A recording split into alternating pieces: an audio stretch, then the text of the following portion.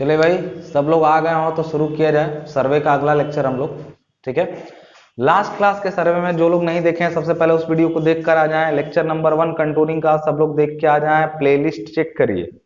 कोई भी जानकारी चाहिए हो तो वीडियो का डिस्क्रिप्शन बॉक्स नीचे चेक करें।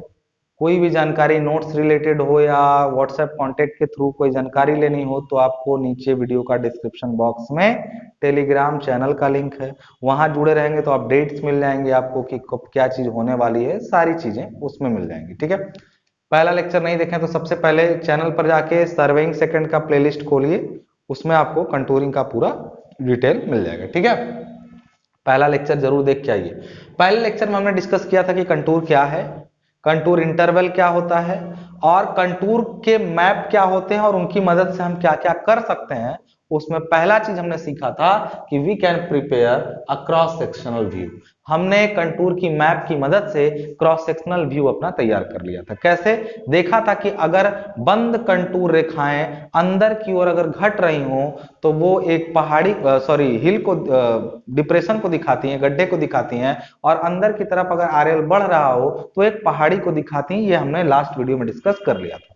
हम लोग ये जान चुके हैं कि कंटूर जो होती है, contour is nothing but an imaginary line which connect the points of equal elevation. यहाँ पर कई ये लाइनें बनी हुई हैं, मैं आपको दिखा दूं। ये लाइनें बनी हुई, एक लाइन जो है वो 70 मीटर की कंटूर को शो कर रही है। इसका मतलब होता है कि 70 मीटर का कंटूर जो है, 70 मीटर का कंटूर का मतलब इस कंटूर लाइन पर जितनी भी पॉइंट्स होंगे सबका आरएल जो है वो 70 मीटर है। सबका आरएल जो है वो 70 मीटर है। सब समुद्र तल से या बेंचमार्क से 70 मीटर की ऊंचाई पर है। बात समझ में आ गई। कंटूर पढ़ने से पहले लेवलिंग फर्स्ट क्लियर होना जरूरी है। लेवलिंग वाला जो टॉपिक है सर्वेइंग फर्स्ट में, दैट शुड बी क्लियर। नहीं क्लियर है तो उसका वीडियो सर्वे फर्स्ट की प्लेलिस्ट में पड़ा, उसको जाके देख लीजिए आप। ठीक है ना, बहुत जरूरी है। चलिए यहाँ पे देख लेते हैं हम लोग इंटरविजिबिलिटी क्या होती है। अब देखिए, क्रॉस सेक्शन बनाना हमने सीख लिया है कंटूर मैप की वजह से। देखिए, कंटूर मैप बने बनाए मिल जाए तो हम उससे बहुत सारे काम कर सकते हैं। कैसे बनाना है कंटूर मैप को वो तो हम सीखेंगे, लेकिन बने बनाए कंटूर मैप हमारे कितने यूजफुल है उसमें से पहला यूज हमने देखा था कि we can draw cross sectional view. हमने लास्ट क्लास में क्रॉस सेक्शनल व्यू बनाना सीखा था। अब हम चेक करेंगे intervisibility, that means whether two points are intervisible to each other और नॉट। मतलब अगर दो पॉइंट्स एक दूसरे से इंटरविजिबल है या नहीं है, ये चेक करने के लिए हमें देखना पड़ेगा एक कंटूर मैप। आपके सामने एक कंटूर मैप है जिसमें ये कंटूर है। बताना है कि whether point A and B are intervisible to each other और नॉट। इसका मतलब ए पर खड़े होकर के बी को देखा जा सकता है या नहीं देखा जा सकता है। तो हमेशा ध्यान रखिएगा कि ए पर अगर आप खड़े होंगे तो आप असल में 90 मीटर पर खड़े हैं, और आप जब देख रहे हैं बी को तो आप 80 मीटर वाले को देख रहे हैं, तो कोई दिक्कत नहीं है, बशर्ते बीच में कोई ना आए। लेकिन यहाँ एक पहाड़ी है जिसका आरएल ऊपरी, जहां से ये लाइन आप देख रहे हैं 110 मीटर पर है, या 100 मीटर का घेरा है, फिर अंदर 110 है। मतलब हम देख रहे थे बी को 80 मीटर पर था, हम 90 मीटर पे थे, अब बीच में 100 मीटर की एक पहाड़ी आ गई तो क्या हम उसको देख पाएंगे? तो पहला दूसरा फैक्ट, किसी भी कंटूर मैप को देख करके ये अंदाजा लगाया जा सकता है कि whether two points are visible to each other और नॉट। क्या दोनों बिंदु आपस में अंतर दृश्य हैं या नहीं है, क्या आपस में उनके बीच में देखा जा सकता है या नहीं देखा जा सकता है। इसके लिए बस इतना ध्यान रखें कि अगर हम दोनों के बीच में कोई बड़े लेवल की कंटूर लाइन आ गई जिसका वैल्यू अधिक है तो इंटरविजिबिलिटी नहीं होगी, और अगर उससे कम मान की कंटूर लाइन है तो इंटरविजिबिलिटी होगी। बात समझ में आ रही है ना। तो इंटरविजिबिलिटी चेक करने का सिंपल तरीका, अगर कोई ग्रेटर वैल्यू की कंटूर लाइन है तो इंटरविजिबिलिटी नहीं होगी। तीसरा जो फायदा होने वाला है हम लोग, we can calculate the capacity of dam और रिजर्वायर। सपोज करिए कि कोई डैम है, डैम का कैसा बनेगा कंटूर मैप। कंटूर मैप आपको किसी ने दे दिया, कहा कि देखिए भाई ये एक जो है ना वो, सपोज करिए प्लान में आपने देखा कि एक दीवार है, ये एक दीवार है और पानी इससे रुक करके इस पूरे क्षेत्र तक पानी फैला हुआ है। ठीक है ना, तो ये आपका जो है वो डैम है, और डैम का घेरा इतना बड़ा है। मतलब ऊपर से देखने पर नदी सपोज करिए आ रही थी, ऐसे नदी कहीं से आ रही थी। अब डैम क्या होता है तो जो लोग बिल्कुल नहीं पढ़े जान लें, कोई नदी आती है, जब उसका रास्ता रोका जाता है, जब ये नदी यहाँ सपोज करिए आ रही थी, ठीक है, और इसका रास्ता रोका जाता है जब इस नदी का, तो ये पानी पूरा फैलने लगता है दूर तक। ये नदी आ रही थी इधर, लेकिन इसको यहीं ब्लॉक किया गया, तो पूरा जो रास्ता है वो नदी का ब्लॉक कर दिया गया। तो ऊपर से पानी चढ़ते चढ़ते ऊपर ही फैल गया पूरे एरिया पे, तो उसको सपोज करिए डैम कह सकते हैं, wear barrage, what ever you want say. इस पर डिस्कस बाद में करेंगे, ये एक दीवार है, ठीक है। हमेशा ध्यान रखिएगा कि इसी तरीके से अगर मान लीजिए कहीं पर आप किसी डैम को जानना चाहते हैं कि इसमें कितना पानी आएगा, तो एक चीज बताइए, डैम का जो सबसे बड़ा डैम क्या होता है ना, जब जैसे कोई नदी गिरती है, नदी आ रही है, अब चाहते हैं कि उसमें हम पानी रोक लें, कुछ इकट्ठा कर लें, तो बीच में दीवार बना दीजिए। और दीवार बनाएंगे तो पूरा पानी ऊपर उठने लगेगा, ऊपर उठ के साइड साइड में फैलने लगेगा, तो पूरा एरिया एक पूरा जलमग्न हो जाएगा, मतलब वाटर लॉक्ड एरिया हो जाएगा। और फिर कुछ पानी जिस डैम के ऊपर से होकर जो बह के निकलता है, तो वो डैम नहीं, वो वियर कहा जाता है, ठीक है। वियर दूसरी चीज है, बैराज दूसरी चीज है, डैम दूसरी चीज है, उसके बारे में बाद में बात करेंगे। लेकिन मान के चलिए कहीं पर पानी रोका गया है, और उस पानी, अगर किसी डैम की कैपेसिटी, मतलब वो कितना पानी स्टोर कर सकता है, अगर ये जानना हो, तो उसके लिए उस डैम का कंटूर मैप ले लीजिए। डैम के कंटूर मैप में जो सबसे ऊपर का लेवल है, सपोज करिए इसका जो ये लेवल है कंटूर का, वो कुछ दिया गया है, ठीक है। इसका सपोज करिए कि ये दिया गया है कि ये 100 है, ठीक है। और फिर ये अंदर वाला घेरा जो है, अंदर वाला इसकी जो घेरा है, यहाँ पे डैम के अंदर वाला घेरा, यहाँ पे भी पानी है, फिर यहाँ पे भी ऐसे पानी है, यहाँ पे भी ऐसे पानी है, मतलब नीचे काफी ऐसे कम था घेरा, और ऊपर बढ़ते बढ़ते डैम का पानी फैल रहा है। तो जब हम हल्का सा नदी आएगी, पानी भरेगा, तो कुछ दूर तक भरेगा, फिर और भरेगा, तो फिर घेरेगा ऐसे।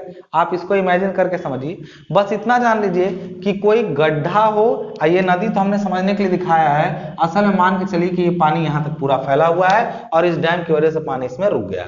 तो ये बताइए, ये जो बड़ा घेरा बना वो सबसे ऊपर होगा, ये चलिए 90 हो गया, ये 80 हो गया, ये 70 हो गया, कुछ भी मान सकते हैं आप, या फिर दिया रहेगा, नहीं मानेंगे तो दिया तो रहेगा ही।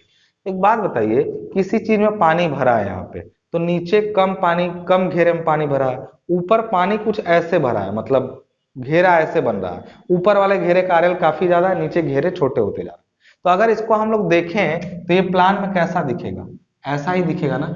इसका जो सबसे नीचे वाला हिस्सा है, ये वाला, वो यहां से अगर देखें हम लोग कैसे आ रहा है, तो इसका असल में जो आकृति होगी वो कैसी होगी। अगर हम लोग ऐसे देखें तो ये दीवार है आपकी, ये दीवार है, और पानी जो है वो ऐसे ऐसे करके यहाँ तक फैला हुआ है। बात समझ में आ रही है, यहाँ पर भी, यहाँ भी फैला हुआ है, पूरा पानी रुक गया है, और यहाँ फैला हुआ है। तो देखिए सबसे नीचे का जो क्रॉस व्यू है, यहाँ पे अगर देखें तो यहाँ पानी यहीं तक लगा है, ठीक है, यहाँ पानी लगा। फिर इस वाले को अगर घेरे देते हैं तो पानी जो है वो यहाँ तक लगा है पूरा, इस टाइप से। सपोज करिए यहाँ का आरएल जो है वो ऐसे है, फिर यहाँ वाला आरएल जो है वो ऐसे है, और यहाँ आ रहा आरएल जो है वो ऐसे है। बात समझ में आ रही ना, तो मतलब समझ रहे हैं। और ये दीवार काफी ऊंची है ऐसे मान लीजिए, तो ये पानी देखिए इसी में पूरा ऐसे कलेक्ट हो रहा है। कैसे कलेक्ट हो रहा है ध्यान समझिएगा, यहाँ का घेरा देखिए प्लान में ऊपर दिखाया गया कि ऐसे घेरा है, फिर यहाँ वाला घेरा देखिए इस प्लान में ऐसे दिखाया गया है, फिर लास्ट में ये वाला घेरा जो है वो इस प्लान में दिखाया गया है, और सबसे बड़ा वाला घेरा जो है यहाँ तक दिखाया गया है। अगर आप इमेजिन करेंगे तो आपको समझ में आएगा कि ये एलिवेशन है, ये एलिवेशन है, और वो क्या है, प्लान है। ये एलिवेशन है और वो प्लान है। प्लान में देखिए ऊपर से देखेंगे तो ये सबसे बड़ा वाला घेरा है, और सब में कंटूर इंटरवल क्या होगा, समान होगा। सपोज h है, कंटूर इंटरवल एक मैप में पूरा समान रहता है। देखिए सबसे नीचे वाले अगर यहां से देखें, ये अगर ऊपर से देखेंगे तो ये घेरा है भाई, इसमें पानी भरा है, फिर ऊपर वाला भी एक पानी भरा, यहाँ तक पानी, यहाँ तक पानी, सपोज करिए टॉप लेवल तक यहाँ तक भर गया। अगर आपको पता करना हो कि इसमें टोटल कितना पानी आएगा, तो आप अगर आप सर्वे फर्स्ट में आपने कभी पढ़ा होगा, तो there is a instrument named planimeter. Planimeter क्या कर सकता है, it can measure plan, it can measure area of a plan. किसी प्लान का एरिया अगर बताना हो तो प्लानीमीटर उसको इजीली माप सकता है। बात समझ में आ रही है। तो हम लोग करेंगे क्या, सबसे अच्छा, अगर ये डैम ऐसा ना हो कि ऐसा होता तो हम क्या करते बताइए, ऐसा होता तो हम क्या करते, इसका एरिया मतलब इसमें कितना पानी आएगा अगर हम पूछें तो कहेंगे सर आधार का क्षेत्रफल गुणा ऊंचाई, यही करना पड़ेगा ना कि आधार का क्षेत्रफल गुणा ऊंचाई, उतना ही तो पानी आएगा आयतन।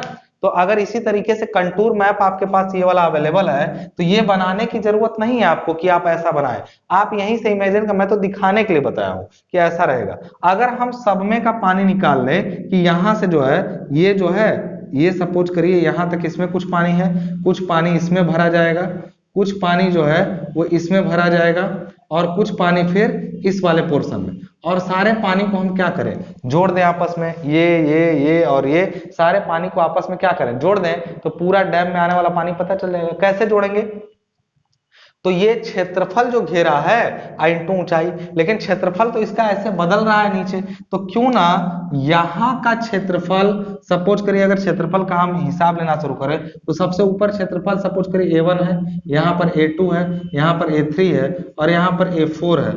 इसका मतलब समझ रहे क्या है, A1 काफी ज्यादा है, बड़ा घेरा है। तो आप प्लानीमीटर एक इंस्ट्रूमेंट होता है जिसकी मदद से यहाँ पर प्लानीमीटर को अगर आप यहाँ रख के ऐसे घुमाते चले जाएं उसके ट्रेसर पॉइंट को, प्लानीमीटर कैसे वर्क करता है ये छोड़ दीजिए, बस इतना जान लीजिए कि प्लानीमीटर यहाँ से लेकर के इस बड़े घेरे का पूरा क्षेत्रफल निकाल सकता है। मतलब पानी जो फैला हुआ है उसका ऊपर का एरिया निकल गया। अब सीधे ऊंचाई तो करेंगे नहीं क्योंकि वैसा ही तो नीचे नहीं गया है, तो हम लोग करेंगे क्या, ये A1 और A2 का एवरेज एरिया ले लेंगे।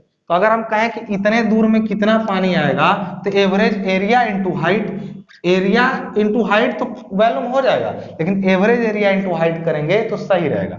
हम लोग लिख सकते हैं कि कैपेसिटी ऑफ डैम अगर लिखें, कैपेसिटी ऑफ डैम अगर हम लोग लिखें तो क्या हो जाएगा, तो V यानी वैल्यूम जो होता है वो होता है एवरेज एरिया यानी A1 plus A2 by 2 I into H, यही तो होगा। लेकिन वो केवल इतना ही का पानी हुआ भाई, आप अभी लिखे हैं कि सर ये सिलेंडर होगा तो आधार का क्षेत्रफल गुणा ऊंचाई, लेकिन ये आधार का क्षेत्रफल ज्यादा है और नीचे जाने पे वो कम हो रहा है A2, तो A1 से A2 घटा है तो दोनों का एवरेज एरिया ले लिए और ऊंचाई में केवल इतना ही ना लेंगे, फिर दूसरे वाले पार्ट का ऐड कर दें, प्लस किया हमने A2 plus A3 by 2 into H और प्लस हमने कर दिया।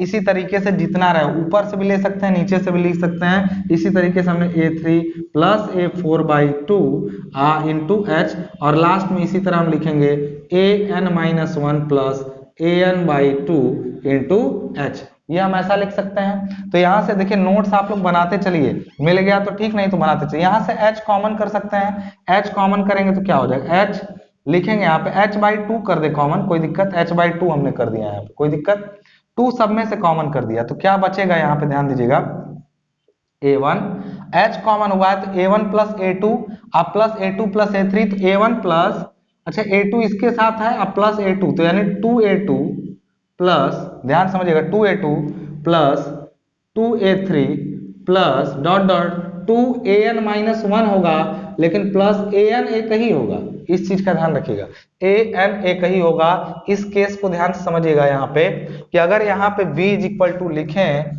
V इज इक्वल टू लिखें तो H होगा और सब में से 2 भी अगर कॉमन निकाल लें, 2 भी, तो देखिए A1 के साथ तो 2 नहीं है तो वो A1 बाई 2 हो जाएगा, तो होना क्या कहानी हो जाएगा H A1 बाई 2 अब प्लस AN के साथ भी 2 नहीं है, AN के साथ भी 2 नहीं है तो उसको भी A1 आप प्लस AN बाई 2 कर देंगे, AN आप प्लस इन सब के साथ 2 है कॉमन तो क्या हो जाएगा A2 plus A3 dot dot AN-1 तक हो जाएगा।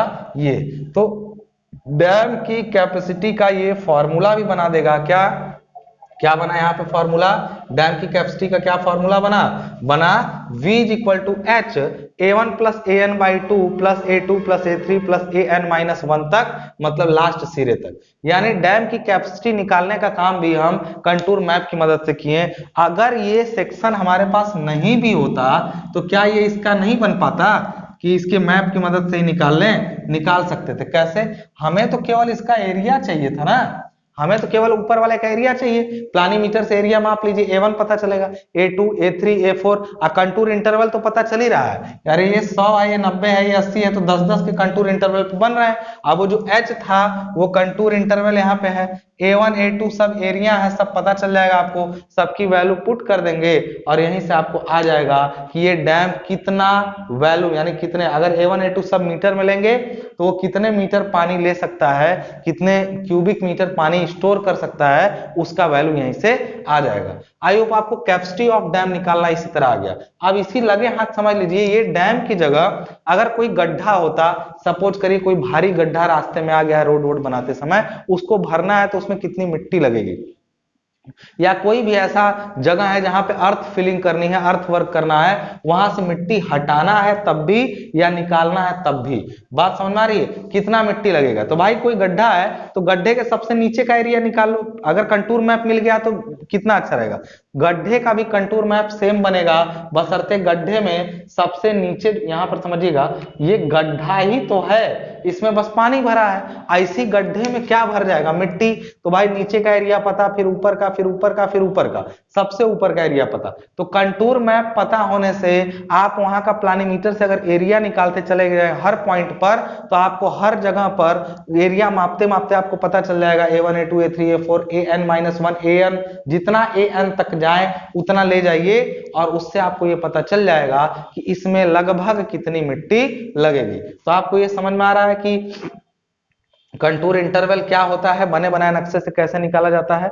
अब एक चीज आपको और पता चली कि कैसे, कि कैपेसिटी ऑफ डैम कैसे निकलेगा, अर्थवर्क कैलकुलेशन, यानी अगर किसी गड्ढे या सड़क को भरने के लिए मिट्टी की जरूरत है तो उसका भी काम बस सेम इसी फॉर्मूले से, इसी तरीके से, क्योंकि डैम भी कुछ होता नहीं है, एक तरह की ऊंचाई से गड्ढे में भरा हुआ पानी ही तो डैम होता है।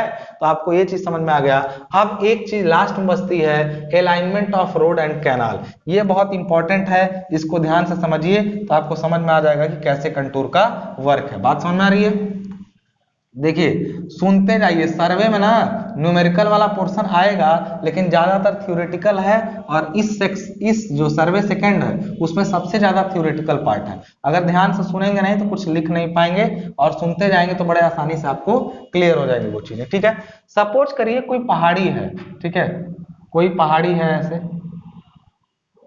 कोई पहाड़ी है ऐसे यहाँ पे, इससे कोई सड़क या फिर कोई नहर निकालनी है। सड़क और नहर में एक चीज जानते हैं, वो किसी न किसी ढाल पर होती हैं। ढाल का मतलब समझिए ग्रेडियंट बोलते हैं। देखिए एक तो होता है सड़क का कैम्बर, मतलब जहां पे ये कैम्बर है वो ढाल एक ढाल हुई, ठीक है।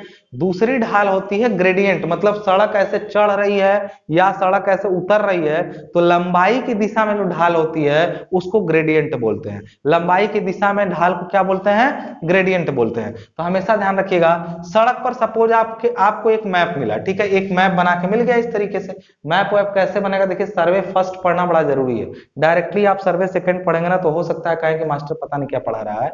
तो भाई देखो सर्वे की बेसिक सिद्धांत, उनका काम, ये सारी चीजें मैंने सर्वे फर्स्ट में क्लियर की हैं। अगर आप नहीं भी देख रहे तो कम से कम 2 लेक्चर उसके शुरू के देख जाओ, शुरू के 2 लेक्चर अगर देख जाओगे तो आपको ज्यादा दिक्कत नहीं होगी। सपोज करिए इस पहाड़ी का कोई मैप आपको दे दिया, बोल दिया कि ये पहाड़ी है भाई, ये 100 मीटर के आरएल पे है, ये 90 मीटर, ये 80 मीटर, ये 70 मीटर। आपसे किसी ने कहा कि एक सड़क जानी है इसी पहाड़ी पर से, लेकिन जानते हैं बहुत ज्यादा चढ़ाई वाली सड़क भी नहीं होनी चाहिए और बहुत ज्यादा ऐसा भी ना हो कि फिर घुमा घुमा कर। पहाड़ी पर सड़कें कभी देखे हैं? कोई पहाड़ी होता है ऐसे, सपोज कोई पहाड़ी ऐसे है, ठीक है, ऐसे कोई पहाड़ी ऐसे है, क्या सीधे ही इस पे सड़क बना दिया जाए चढ़ने के लिए? चढ़ जाएंगे ऊपर? हमेशा देखिए सड़क, देखिए ऐसे चढ़ ही नहीं पाएगी गाड़ी, तो हमेशा सड़क के अगल बगल हल्का हल्का उठाते उठाते फिर मोड़ बनाते हैं, उधर से घुमा के फिर आते हैं और ऐसे ऐसे सड़क को गोलाई में घुमाते हुए चढ़ते हैं। पहाड़ी को चढ़ने के लिए हमेशा सड़कों को पहाड़ी के ऊपर ऐसे गोलाई में बनाते हुए ऊपर चढ़ा जाता है। नीचे से स्टार्ट किए, ऐसे गोलाई में चढ़े, फिर चढ़े, फिर चढ़े, फिर चढ़े। आप कुछ ज्यादा ही घुमाने लगे एकदम फ्लैट करके तब तो चढ़ ही नहीं पाएंगे, आप कुछ ज्यादा ही ऐसे उठा दिए तब भी नहीं चढ़ पाएंगे। तो व्यवस्था ये रखनी है कि सड़क की लंबाई बहुत ज्यादा ना होने पाए और फिर भी लोग चढ़ जाएं। तो अलाइनमेंट शब्द का मतलब क्या होता है? संरेखण, सड़क का केंद्र बिंदु निर्धारित करना कि कहां से सड़क जाएगी जिससे हमारा काम क्या हो जाए, हो सके। बात समझ में आ रही ना? तो यहां से हमने सपोज करिए एक सड़क बनानी शुरू करनी, पहला पॉइंट हमको मान लीजिए यहाँ पे मिला। अगर सड़क की ढाल पहले से निर्धारित है कि 1/30 की स्लोप जो है वो देनी है हमें। 1/30 का मतलब होता है कि 30 मीटर आगे जाने पे 1 मीटर उठे, इसको कहते हैं 1/30 का स्लोप या ग्रेडियंट। ग्रेडियंट मतलब अनुदैर्ध्य ढाल, स्लोप मतलब क्रॉस डायरेक्शन में ढाल, ठीक है। 70 से अगर मान लीजिए आपको मैप मिला, मैप ने आपका यार ये पॉइंट से रोड अगर बनानी है तो यहाँ चढ़ा दो, तो आप कहेंगे सर ऐसे चढ़ाएंगे ना तो एकदम नजदीक जाएंगे तो बड़ा सीधा हो जाएगा, अगर चढ़ने जाए इस पर तो ये बड़ा फ्लैटर हो जाएगा, थोड़ा सा ऐसे ले जाइए घुमा करके ऐसे। तो अगर 70 से 80 जाना है और आपको पता है 1 में 30 जा रहे हैं, तो 10 मीटर, 1 मीटर के लिए आपको 30 मीटर आगे चलना है, तो 10 मीटर के लिए आप कितना चलेंगे? 300 मीटर आगे चलेंगे ना। तो आप कुछ मत करिए, ये नक्शा किसी न किसी पैमाने पर बना होगा। पैमाना मतलब समझते हैं, रिड्यूस किया गया होगा, 1 सेंटीमीटर बराबर 10 मीटर पर बना होगा। तो प्रकार लीजिए, उसमें वो दूरी ले लीजिए, दूरी मतलब 10 मीटर ऊंचाई पर 300 मीटर सीधे चलना पड़ेगा। 300 मीटर की दूरी प्रकार में रिड्यूस करके आरएफ से भर लीजिए। यहाँ पे लगाइए निशान, देखिए यहाँ पे कहाँ कटता है, तो जहां यहाँ से ऐसे ऐसे लगाया आपने, यहाँ पे लगाया कि सर ये जो है ना वो मैंने 300 मीटर दूरी लिया है, तो आप यहाँ पे इसको काटे। तो बताइए जब ये दूरी 300 मीटर थी तो ये डिस्टेंस 300 मीटर होगा कि नहीं होगा? अरे नक्शे पर 300 मीटर ने आरएफ से कम करके, अगर यहां से ये 70 से 80 गए हैं और 300 मीटर, ठीक है, तो यानी 10 मीटर ऊंचा जाने के लिए आपने 300 मीटर लंबा रास्ता क्या किया है, कवर किया। अगर आप सीधे चढ़े होते तो ये दूरी तो काफी कम होती, ढाल बड़ी स्टिपी हो जाती, आप यहीं से सीधे चढ़ जाते। लेकिन अब आप यहां से ऐसे गए, माने ये 80 वाला पॉइंट है और ये 70 वाला पॉइंट है, तो 70 से 80 आप जब गए तो आप यहां से 300 मीटर आगे गए, ये नहीं कि यहीं से खटाक से घुस गए थोड़े ही दूर में। तो हमेशा अब इसी तरह फिर 300 मीटर लेके 90 वाले को क्रॉस करेंगे, क्योंकि आखिर इस और इस पॉइंट में, इस लाइन पर कहीं भी है तो 80 पर है, इस लाइन पर कहीं भी है तो 70 पे है। ये 70 हुआ, ये 80 हुआ, तो 70 से ऊंचाई 10 मीटर क्रॉस किए हैं और 36 दूरी 30 मीटर है, तो 1/30 की स्लोप हो गई। इसी तरीके 80 से 90 यहां भी जा सकते थे, लेकिन 36 जाएंगे बहुत तेजी से तो दिक्कत है, आप यहाँ काटिए रास्ता, फिर इनको ऐसे मिलाइए, फिर 90 से फिर 100 ऐसे। तो जब ये रास्ता का एक संरेखण बना, इसको घूमेंगे तो सड़क 1/30 के स्लोप पर होते हुए इस 100 मीटर पर पहुंच जाएगी। 100 मीटर पहुंचने के लिए सीधा रास्ता ये भी था, लेकिन आपने घुमा के क्यों लिया? क्योंकि घुमा के जाने से 36 दूरी बढ़ जाती है, जिससे गाड़ी आराम से ऊपर, अगर यहां से गाड़ी ऐसे चढ़ा दें तो चढ़ जाएगी। तो सड़क का जो बीच वाला केंद्र बिंदु है उसको निर्धारित करने के लिए भी किसका यूज किया जाता है? कंटूर के मैप का। कंटूर मैप पर ये पॉइंट्स मिलते ही आप कह देंगे कि देखो हमने नक्शे पर निशान लगा दिया है, यहीं यहीं से होकर सड़क जाएगी, जिसको बनाना रहेगा वो जाएगा, नक्शा देखेगा और सड़क को वहीं से गुजारेगा। वो सब काम कैसे किया जाता है उसके बारे में बाद में बात करेंगे, वो कंटूर में नहीं है। किसी बनी हुई चीज को क्षेत्र में उतारना वो लेआउट करना कहलाता है, उसके बारे में फिर कभी बात करेंगे हम लोग, ठीक है। तो कंटूर मैप देखिए हमारे लिए कितना सारा हेल्पफुल हुआ, प्रिपेयर कर दिया हमने क्रॉस सेक्शन, हमने कंटूर मैप देख करके बता दिया कि इसमें ऐसे रोड ले जाओगे तो हो जाएगा। अगर ये सब 80 90 100 नहीं बना होता तो हम बता ही नहीं पाते कि कैसे सड़क जाएगी, तो बेटर होगा इस स्लोप से ज्यादा स्लोप नहीं होगी। हमने डैम का कैपेसिटी निकाल लिया कि डैम में पानी कितना आएगा, हमने मिट्टी का भराव निकाल लिया, हमने सड़क का संरेखण भी निर्धारित कर लिया। ये सारे काम थे किसके? एक कंटूर मैप के। अब अगले लेक्चर में हम लोग ये सीखेंगे कि कोई कंटूर मैप बनाते कैसे हैं। कंटूर मैप ये जो बना बनाया मिला है आपने, इससे इतने सारे काम किए, वो मैप एक्चुअली हम बनाते कैसे हैं, उस चीज को सीखने के लिए हमें नेक्स्ट वीडियो का इंतजार करना पड़ेगा। तब तक के लिए इजाजत दीजिए, मिलते हैं नेक्स्ट वीडियो में। धन्यवाद।